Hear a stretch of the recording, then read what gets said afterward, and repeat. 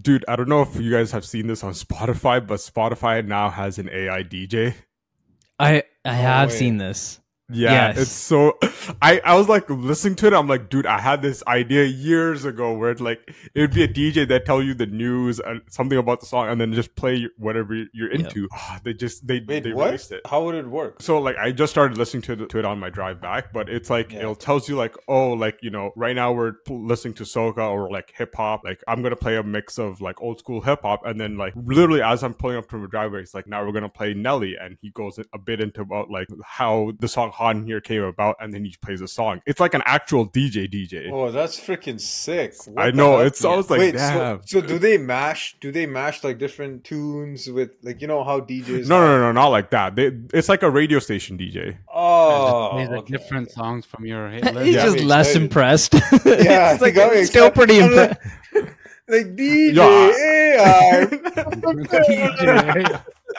I'm sure there's someone out there making that. Yeah, Yeah, it's probably already That- been made. Like, Yeah, some Yeah, no, that- PhD's project. exactly. It's still pretty impressive though. It's like the DJ itself will AI DJ will take songs that you've kind of listened to. Sorry. just sounds like AI DJ.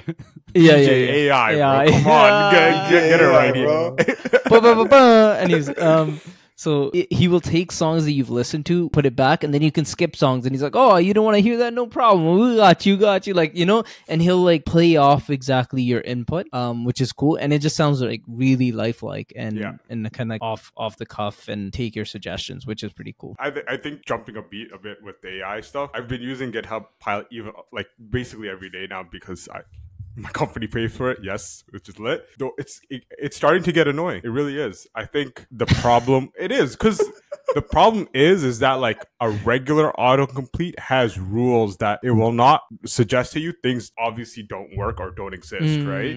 Like if a method doesn't exist, it's not going to tell you, hey, I think you meant to write this method, right?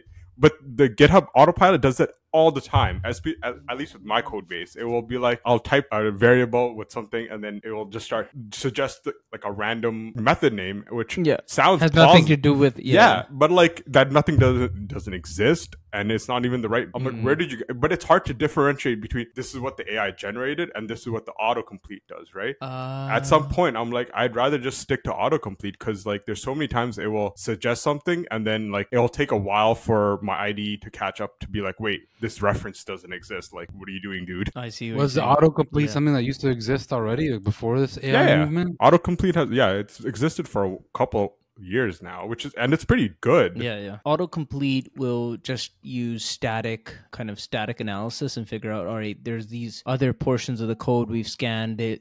These methods exist. So you probably mean that, right? And you typed in the first three letters and via fuzzy matching or something, this exists. Whereas like GitHub Copilot, it's like extracting all of GitHub and really trying to understand and then try to suggest something in your Yeah, piece when of you code. say like autocomplete, like is it like when you're texting autocomplete where it just kind of guesses the next word, or can it like, do like, Yeah. a whole sentence? Autocomplete can't guess the whole sentence, but GitHub Copilot can. That But I think Copilot's for the AI one, Yeah. yeah, let's say, yeah. but like depending on how complex your code is, it's kind of hit or miss at some points. And I think this is starting to become a more serious problem as like AI has exploded, where they're trying to figure out how do we tell it not to make up bullshit.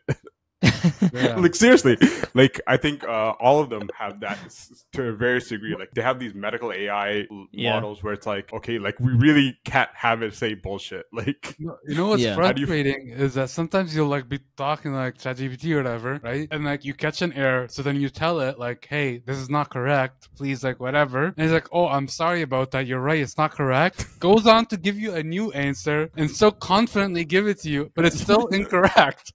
But but it's so confident this time. It's like, here's a correct answer this time. Yeah. Like, you're so wrong. yeah.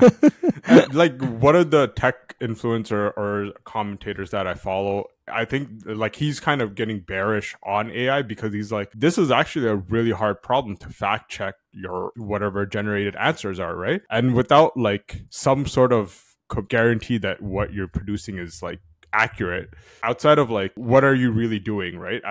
At some point you can't just rely on the model to automate your customer success or any other like I guess business uses, right? You still would need someone to fact check the answers. So if you can't get past that hurdle, like where are you going to chase the value? I was just saying, like, how would you fact check it when it is basically fact checking itself? Like, It's not fact checking itself. That's the thing. At least right.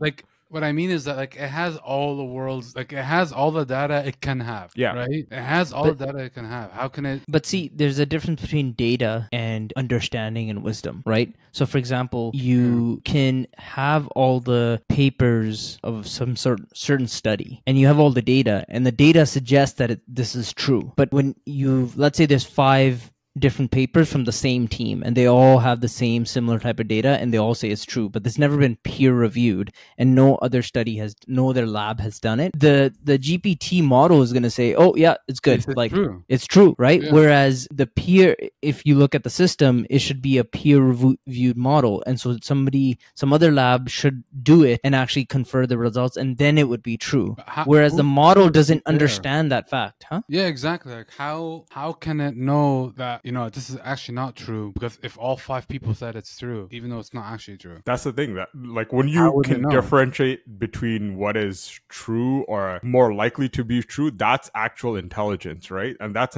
like a seriously hard problem. Like once you have that, you basically have general AI, right? You have what?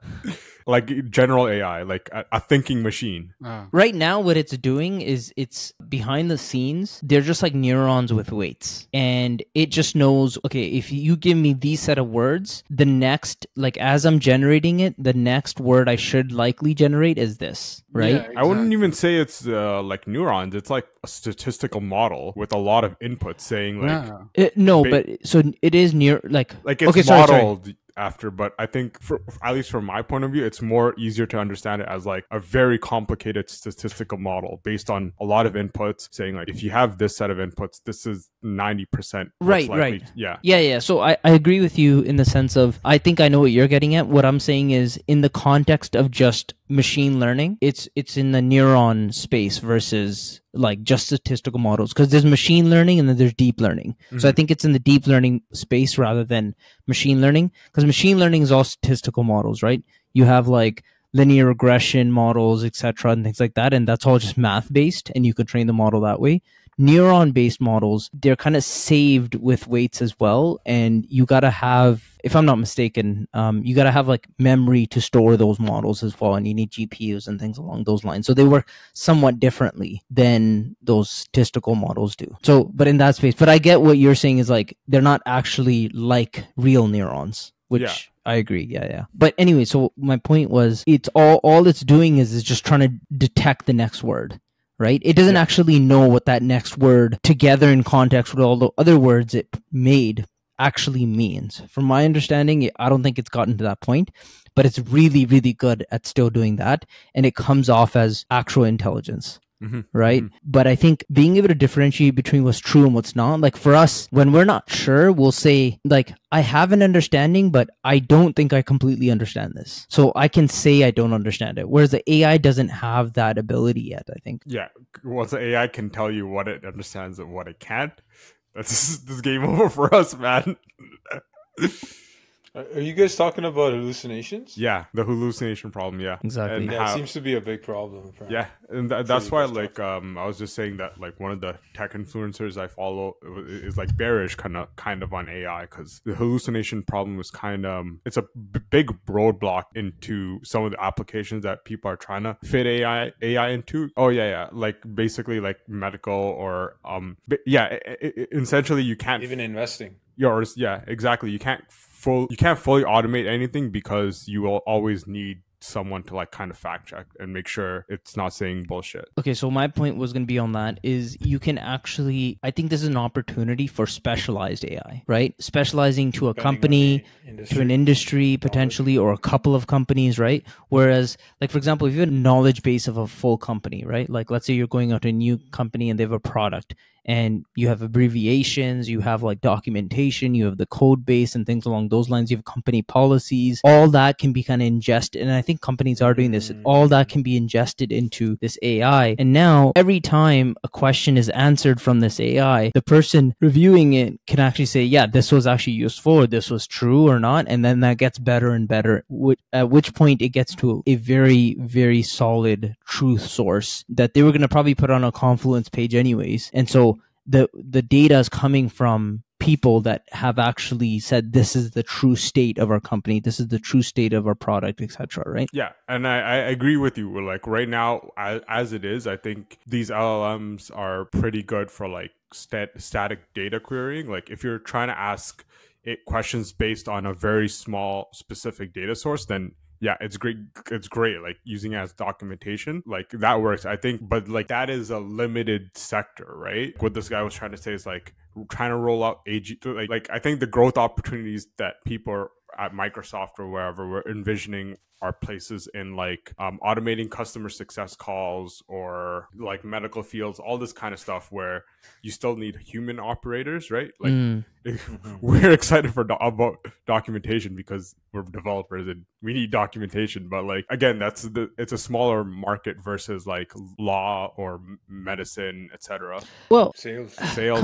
Sales, yeah. But what my point is like you're trying to automate a full industry, and that's fair. I think it can get close though, because what the thing is, you're not automating the need for the human operator, but you're automating the aspect of their job, which was to parse large amounts of data and then try to extract the information they're looking for, right? And that interface before was PDF documents, it was web pages, it was search engines to find more documents so you can parse the data and make sense of it here. Now that's being extracted and saying, well, we've understood all this data now. Tell me what you're looking for, right? Tell me how to parse it in a way that you want to understand it, right? So let's say there's like 10 different articles. It has data here, has data here, has data here. Be like, give me this, and this data in a graph format so I can visualize it, right? Before you had to do that yourself, and now it can kind of make those connections and create that data for you based off of that underlying data set. And I think that's extremely powerful relative to what we do now, which is go there and create that kind of data for ourselves and make sense of that data and then present it to people on the board or something along those lines, right? True. The only downside is, you have to have people producing that documentation. Correct. Which is a losing game, unfortunately. Well, kind of. They're doing that anyways. Good places. Some teams are just like documentation. Right. That's fair. I get that. That's fair. Sorry, that was a bit of dev talk. No, it's true though. Like I do see your point, but I think it would be cool. It's a different interface now. That's what I'm thinking. Yeah. But I don't know how it would help with sales. That's tough.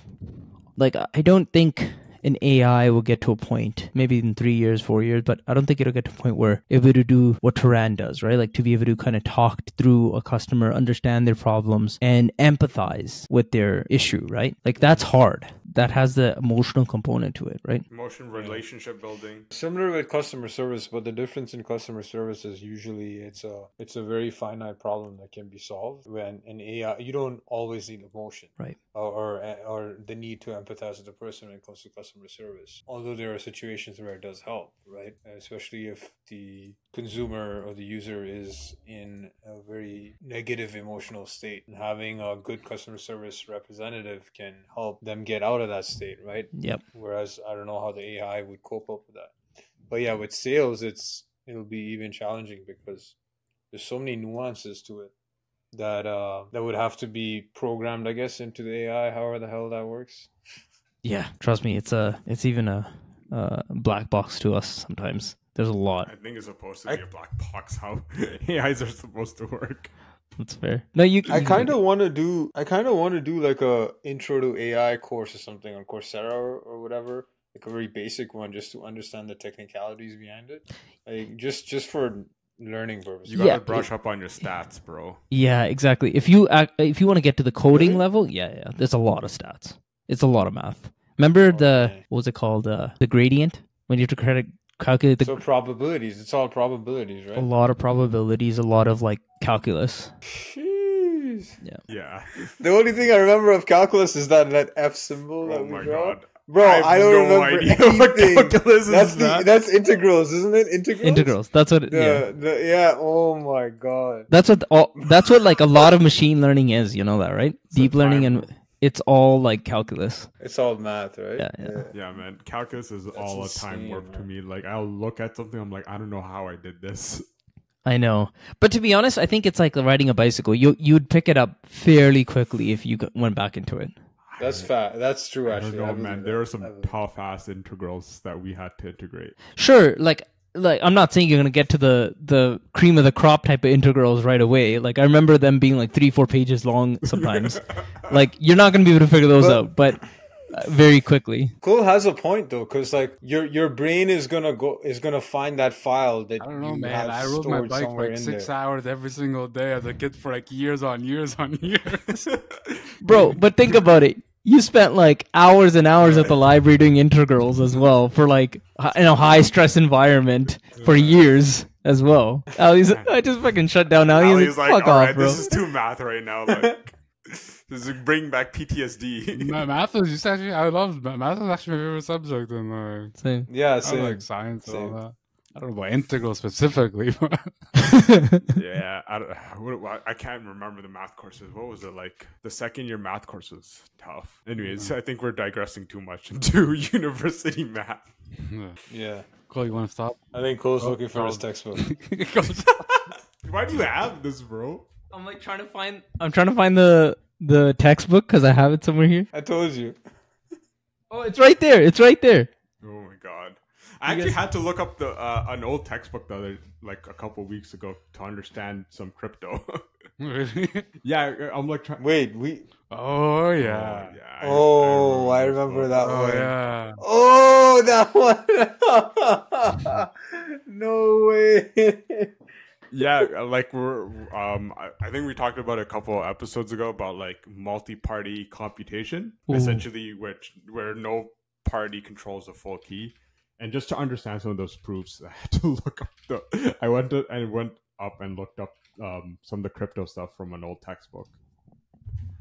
That's sick. Did you understand it by the end of the time? No, man. not at all. No. Okay.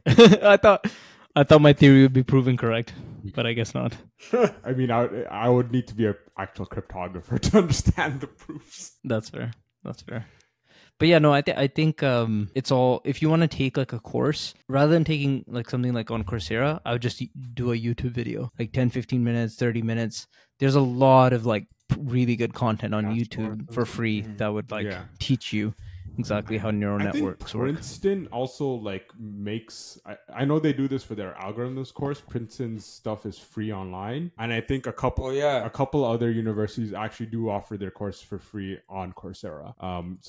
You just reminded me of I think it's edx.org or edu.org, one of those, where it's like you can get like Harvard or MIT level courses for free. Yeah, and I do want to end off on a note, like self-learning is cool and all. It is tough. Self-learning advanced stuff is tough, dude. Is it? It really I can is. imagine, actually. Like learning something, like I relearned algorithms on my own, and that was tough. And that's something I had already studied. So studying something that like you're coming from like zero depth on, it's going to be tough. I'll be honest. Yeah. But I think like, are you looking to like program neural nets, or you're looking to just understand them? Yeah. Understand. Oh yeah. Then understand is YouTube. happens. Don't take course. YouTube. Yeah, don't take a course. Okay, I wanted something more structured. That's why. Yeah, but it's like time versus value, right? Like you'll do a course, and if you're not they're gonna give you things in the course that aren't gonna be valuable to you because they'll go into depth that you don't need, right? Versus on YouTube, unless you need the depth, meaning like you're gonna actually go into it, you're gonna program and all that kind of stuff. Then it makes sense to have that depth. But if you're just trying to understand it, then why waste time on a structured course when you can just watch a 30-minute video, right? I'll send you guys the course that I was looking at. Okay. Maybe you guys can let me know. Yeah, fair enough. Cool. This is good. Another episode on AI. It's what we talk about, awkward- bro. It's what awkward we laugh. like to talk about, and hopefully it's what people. No, Mo, you started it. I You know. started it. wanted You to said DJ AI. I actually wanted to talk about home automation, but then like I was listening to the DJ AI on the way home, so I was like, "Fuck, I have to bring this up." Those jokes. Yeah, okay. Let's call it a day. Later, guys. Next episode will be home automation for sure.